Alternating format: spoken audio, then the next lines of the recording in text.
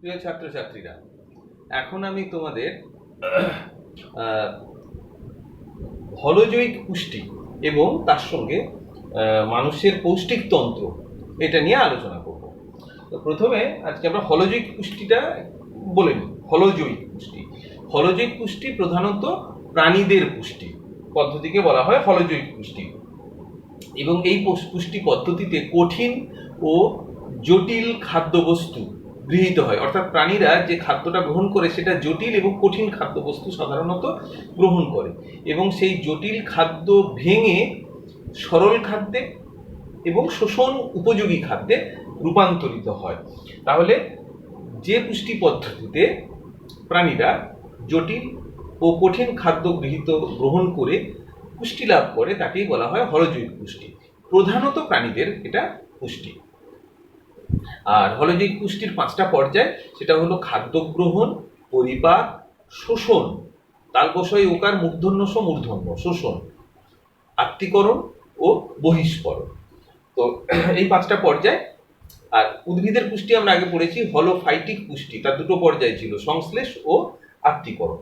তাহলে আমরা হলজৈক আর হলোফাইটিক পুষ্টির 2টো পার্থক্য আমরা পড়ে নেব।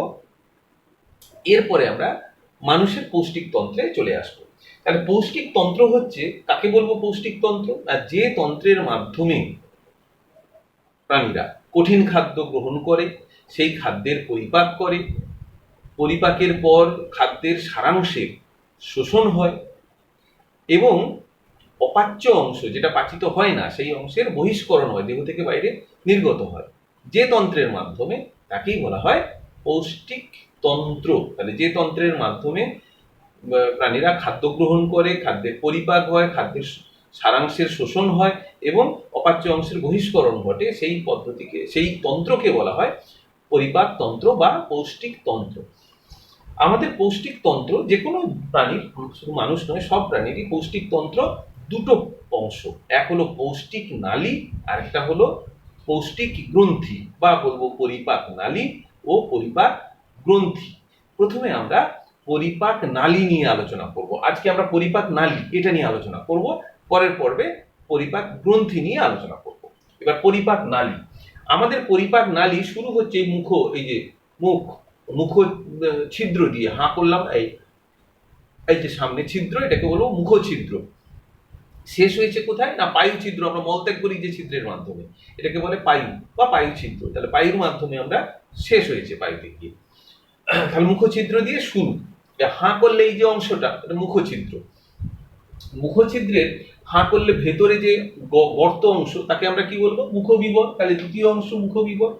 মুখছিদ্র ঘিরে আছে 2টো ঠোঁট, ওপরের ঠোঁট আর নিচের ঠোঁট। আর মুখবিবর হাঁ করলে ওপরে একটা তালু আছে, ওপরের দিকে ছাদ যেটা, সেটাকে বলবো উপরের তালু বা প্যালেট। নিচে একটা মেঝে আছে, তাকে বলে নিচের তালু বা প্যালেট, নিচের প্যালেট। এই নিচের তালুতে রয়েছে মাংসল জিভ বা জিহা।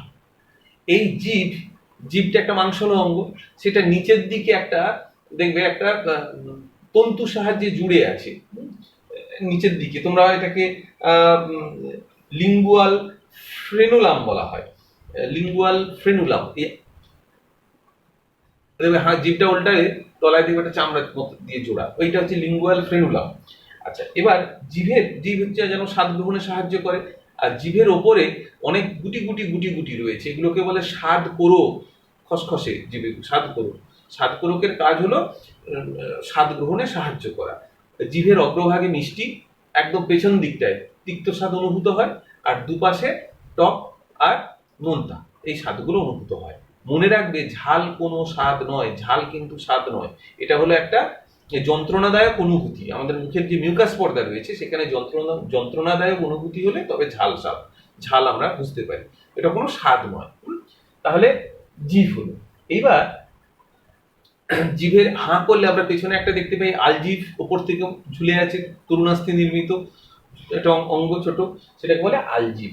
আচ্ছা, এবার আলজিভের পেছনের দিকে যে অংশ, সেটাকে বলে গলবিল। দেখো, তাহলে মুখবিবরের ঠিক পেছনের অংশ হলো গলবিল।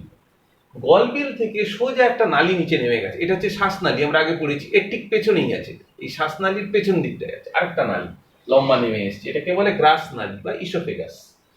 গ্রাস নালী মধ্যচ্ছদা, এইখান জায়গায় এই জায়গাটায় মধ্যচ্ছদা আছে, মধ্যচ্ছদা ভেদ করে নেমে এসেছে।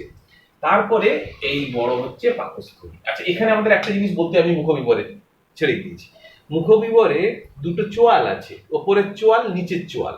উপরের চোয়ালে পূর্ণবয়স্ক মানুষের 32টা দাঁত থাকে, আর নিচের চোয়ালেও 32টা দাঁত থাকে, একদম পূর্ণবয়স্ক মানুষের, বুঝতে পেরেছো? কিন্তু ছোটদের ক্ষেত্রে 20টা করে দাঁত হয় ছোটবেলা শৈশবে, সেগুলোকে দুধে দাঁত বলে। আর বড়দের ক্ষেত্রে পরিণত দাঁত থাকে 32টা দাঁত। তাহলে এবার সেই 20টা দাঁত যে বাচ্চাদের থাকে তাদের সেগুলো ভেঙে যায়, ভেঙে যাওয়ার পর আবার নতুন করে দাঁত হয়, তাহলে দুবার দাঁত ওঠে। এই জন্য ডাইফিওডন্ট বলে, মানুষ হলো আমরা হলাম ডাইফিওডন্ট, মানে দুবার দাঁত ওঠে 20টা দাঁতের ক্ষেত্রে। বাকি কিন্তু 12টা দাঁত আর একবারই ওঠে, সেগুলো ভাঙে না। আর আমাদের দাঁতটা মাড়ির গভীরে ঢোকানো থাকে, এই জন্য একে বলে থেকোডন্ট দাঁত, থেকোডন্ট। আর আমাদের দাঁতগুলো সব এক জাতীয় নয়, 4 ধরনের দাঁত আছে, তাই 4 প্রকারের দাঁত থাকে বলে একে বলা হয় হেটেরোডন্ট। 4 প্রকার দাঁত থাকে। কি কি 4 প্রকার?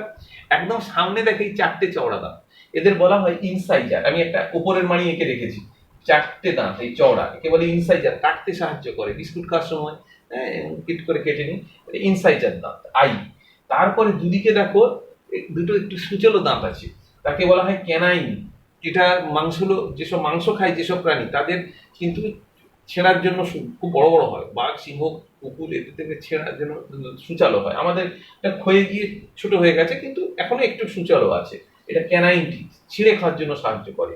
তারপর দুটো চওড়া চওড়া দাঁত আছে, আগাটা এরকম ভাঁজ ভাঁজ, তাকে বলে প্রিমোলার বা পুরো পেশক দাঁত। এটা আমাদের দুটো করে আছে, এটা চিবোতে সাহায্য করে। আর বাকি আরো 3টে করে চওড়া দাঁত হয়, তোমাদের হয়তো এখনো ওঠেনি লাস্ট দাঁতটা, এই দুটো হয়েছে, লাস্ট দাঁতটাকে আক্কেল দাঁত বলে।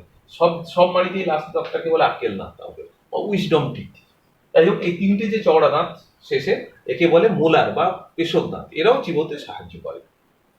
এবং উপরের মাড়িতে যে দাঁত থাকে নিচের মাড়িতেও সেম প্যাটার্নে দাঁত থাকে, একই প্যাটার্ন। তাই দাঁত, এবং আমরা যদি দাঁতের এটাকে অর্ধেক ভাবে ভাগ করি, মাড়িটাকে অর্ধেক ভাগ, তাহলে এই অর্ধেক ভাগ যেমন হুবহু অর্ধেক ভাগ সেই রকম হয়, এবং নিচের মাড়ির ক্ষেত্রেও তাই। তাই দাঁতের ফর্মুলা হলো আই মানে ইনসাইজার, এই এক সাইড দিয়ে ফর্মুলা হয়, তাহলে দুটো, নিচেরও দুটো, তাহলে 2 2। সি মানে ক্যানাইন, উপরের মাড়িতে একটা নিচের মাড়িতে একটা, 1 1 মানে হাফ থেকে ফর্মুলা হয়। পিএম মানে প্রিমোলার, উপরে দুটো নিচের মাড়িতেও হবে দুটো, এবং মোলার উপরে 3টে নিচে 3টে। তাহলে এই হলো দাঁতের ফর্মুলা। নিশ্চয়ই বোঝা গেছে দাঁতের ফর্মুলা। এরপর আমি যেটা বলছিলাম, পাকস্থলী। পাকস্থলী 4টে ভাগ, এটা বদ্ধ থলির মতো। উপরের দিকে যেটা রাসনালীর সঙ্গে যুক্ত, এই অংশটাকে বলে হৃদ পাকস্থলী। তারপরে এই উঁচু স্থিত অংশটাকে বলে ফান্ডাস। তারপরে চওড়া অংশটা বডি, শেষাংশ যেটা ডিওডিনামের সঙ্গে যুক্ত, সেই অংশটাকে বলে প্রণালিকা পাকস্থলী বা পাইলোরিক পাকস্থলী। তাহলে কার্ডিয়াক বা হৃদ, ফান্ডাস, বডি আর প্রণালিকা বা পাইলোরিক পাকস্থলী, এই নিয়ে পাকস্থলীর 4টে অংশ।